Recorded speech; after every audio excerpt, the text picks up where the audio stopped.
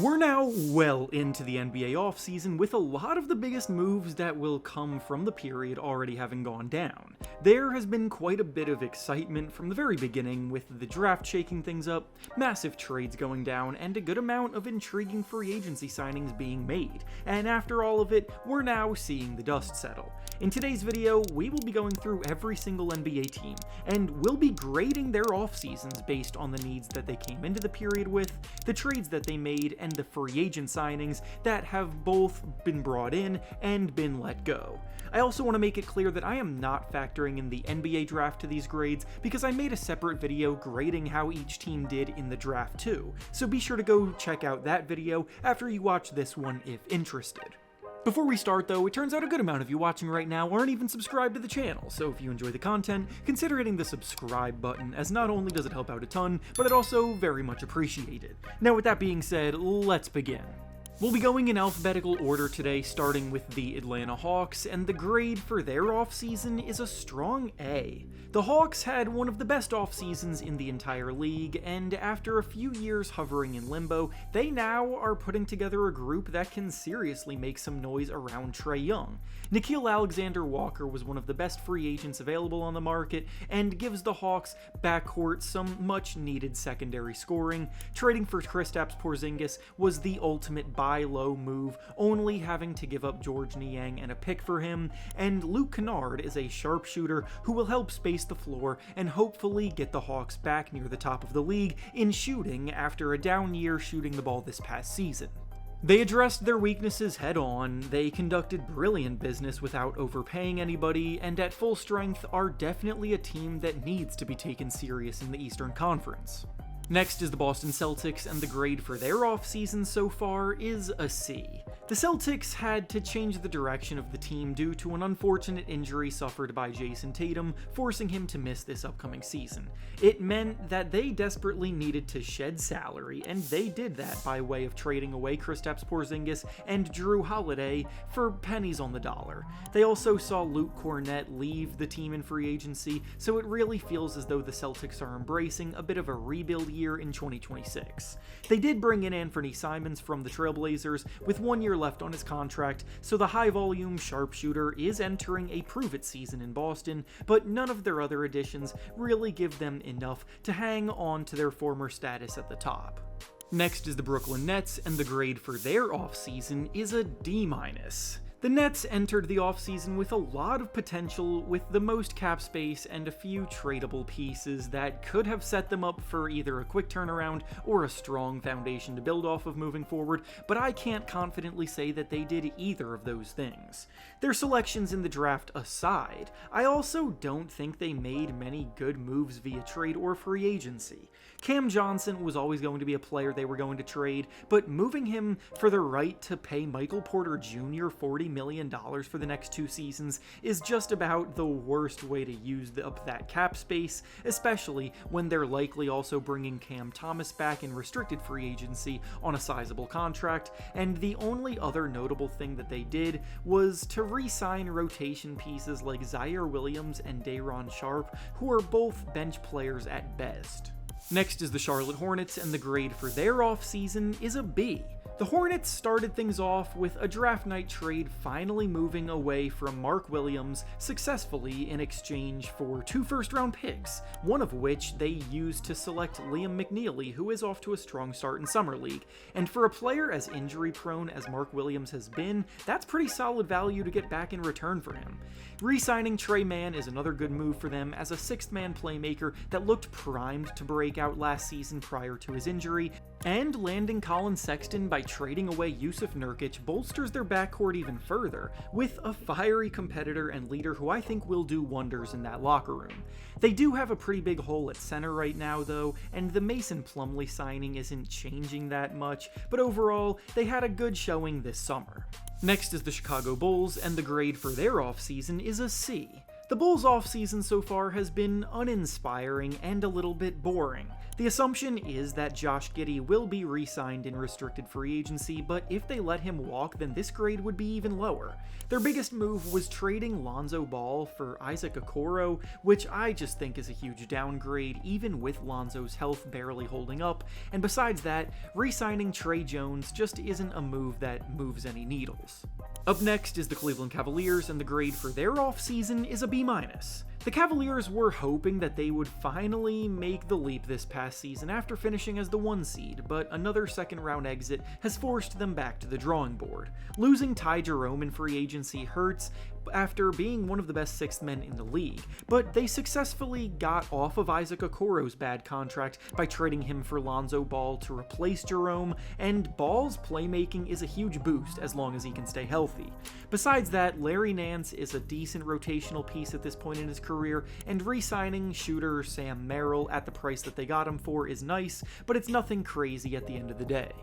Next is the Dallas Mavericks, and the grade for their offseason is a C+. The Mavericks weren't very active this summer after the draft, which is fine since they were able to draft Cooper Flagg, but that doesn't contribute to this grade today. Extending Kyrie Irving for 3 more seasons is nice, but he is 33 years old coming off of an ACL tear. D'Angelo Russell is more of a name than an actual player nowadays, coming off of a terrible season with the Lakers and Nets, not being able to defend anybody, and shooting it worse than he ever has in his career, so overall, underwhelming. Next is the Denver Nuggets, and the grade for their offseason is an A. Everything I believe the Nuggets needed to do this offseason, they did, so honestly, kudos to them. It started with getting Michael Porter Jr. and his terrible contract off of the books, and not only did they do that, but they managed to flip him for an upgrade in Cam Johnson, who also comes in at half the price, being much more of a team player, while still providing the sharpshooting that MPJ brought them.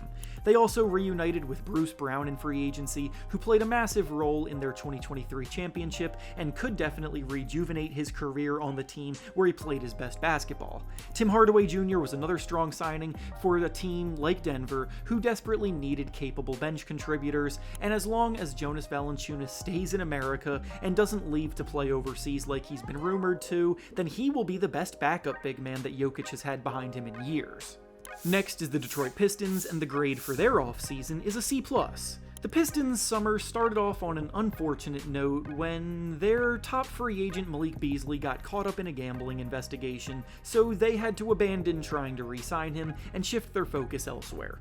Overall, they also lost Tim Hardaway Jr. and Dennis Schroeder on top of that, so that's 3 major pieces from their playoff team now gone. Being in desperate need of shooting makes their Duncan Robinson addition a decent signing to replace what was lost, and Karis LeVert has been a solid bench scorer for years, but I can't help but feel like the Pistons have taken a step backward this offseason. Next is the Golden State Warriors, and the grade for their offseason is an F. This may sound harsh, but I also don't really know what else to give a team that sat back and did absolutely nothing. Like, I'm not even exaggerating when I say that they've not made a single move. No free agent signings, no contract extensions, no trades. They also let longtime center Kevon Looney leave in free agency, and at the time of this video being made, Jonathan Kuminga's future is still completely up in the air, with things seeming to point towards him leaving as well. Next is the Houston Rockets, and the grade for their offseason is an A+. The Rockets have completely knocked it out of the park this summer, riding the momentum from their breakout season as the 2 seed in the West and addressing the exact areas they needed to get themselves to the next level with. They're a juggernaut on defense with lockdown stud talent at nearly every position, but their offense was a struggle when the game slowed down a bit in big moments last season because they didn't really have anyone that they could reliably use as a number 1 option to take the reins scoring the ball like that. Trading for Kevin Durant was the perfect move for them, as a guy who still at his age is one of the most efficient volume scorers in the NBA. They also re-signed pretty much every important player in their rotation that hit the market, plus they brought on Dorian Finney-Smith, who has been one of the best 3-and-D forwards in the league, to bolster their front court rotation even further. Next is the Indiana Pacers, and the grade for their offseason is a D. Things have come crashing down in Indiana fast, and I can't help but feel bad. They were one game away from being crowned NBA champions, and now they're going to be without their all-star leader Tyrese Haliburton for a long time due to injury, and they just had their starting center stolen away from them in free agency as Miles Turner left to sign with the Bucks. Jay Huff has promise as a stretch big that shoots the ball well, but he's only ever played at most 13 minutes per game and isn't nearly good enough to justify as a Miles Turner replacement. Next is the Los Angeles Clippers, and the grade for their offseason is an A. It was a little confusing when the Clippers traded away Norman Powell for seemingly very little return, but after the rest of the moves played out, it makes a lot more sense. Behind the scenes, they had to have known that Bradley Beal's buyout was coming because they swooped in and immediately signed him for a reasonable 2 years, and while Beal's all-star days may be done, he becomes a much better value on a team when he's being paid $5 million than when he's being paid over $50 million.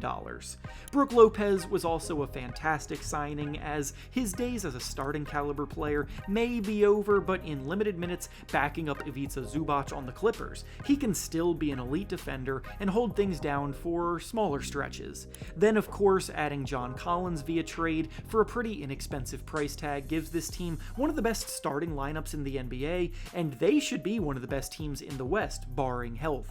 Next is the Los Angeles Lakers, and the grade for their offseason is a B-. The Lakers are transitioning themselves into the Luka Doncic era, which has left things between them and LeBron James a bit up in the air.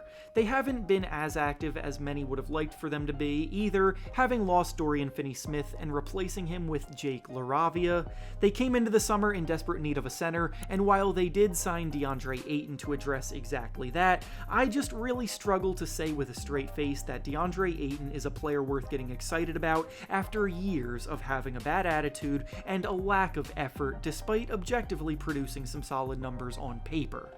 Marcus Smart is an interesting signing, bringing some much needed perimeter defense and playoff pedigree to this group, but he's been destroyed by injuries 2 years in a row now, and his best days may very well be behind him. Next is the Memphis Grizzlies, and the grade for their offseason is a B+. The Grizzlies started the summer off with a big shock as they traded away Desmond Bane to the Magic and actually got a huge haul for him that included 4 first-round picks and Kentavious Caldwell-Pope, who is looking to bounce back after a down shooting year in Orlando. Ty Jerome was also one of the best value signings of the entire offseason and will look to continue building on his resume as one of the best sixth men in the league, capable of playing next to Ja Morant in the backcourt or running the offense when Morant is on the bench. Taking care of Jaren Jackson Jr. on a 5-year max contract extension was also necessary business, and re-signing Santi Aldama is a nice bonus too, so things are trending up again for a group that fell off a bit at the end of last season. Next is the Miami Heat, and the grade for their offseason is a B. The Heat are still trying to find their identity in the post-Jimmy Butler era, but they've made a few good moves so far. Norman Powell was basically gifted to them in a trade where they really only had to give up Kyle Anderson and Kevin Love, so adding another shot creator to this struggling offense will be a nice boost. Re-signing Davion Mitchell also signifies that they believe his breakout was for real last year, and getting off of Duncan Robinson's contract was probably for the best as well. Next is the Milwaukee Bucks, and the grade for their offseason is a C+. The Bucks seem content on running things back next year with most of the same team that fell way short of expectations last season, only now they're paying Damian Lillard a lot of money to no longer even be on the team, and they replaced Brook Lopez with Miles Turner. The whole basketball world seems to understand that their time on top is over, but they insist on trending towards the realm of mediocrity, and I just don't think Miles Turner is an impactful enough signing to improve the output that they put forth last year in any kind of significant way. Next is the Minnesota Timberwolves, and the grade for their offseason is a B-. The Wolves didn't make any significant additions, but being able to retain both Julius Randle and Naz Reid was important for them to continue building on their back-to-back conference finals appearances. They did lose Nickeil Alexander-Walker to the Hawks, but overall they conducted some reasonable business this period. Next is the New Orleans Pelicans, and the grade for their offseason is a B. The Pelicans got younger when they offloaded CJ McCollum in a trade that landed them Jordan Poole, which is an intriguing move, but with Poole's erratic playstyle, that could play out in a number of different ways. Kevon Looney was an excellent signing to bring championship pedigree and to help young center Yves Missi come along. Extending Herb Jones was also important as a piece that they seem to want to stick around regardless of whatever direction they go next. Next up is the New York Knicks, and the grade for their offseason is a B+. The Knicks aren't really in position to make any major splashes with all of their money and assets used up to form their starting lineup, but their goal was to bolster their bench, and that's exactly what they did. Guerschon Yabusele was one of the best values in free agency as someone who rejuvenated his NBA career in Philadelphia as a strong-bodied, athletic big man who defends hard and spaces the floor as a shooter.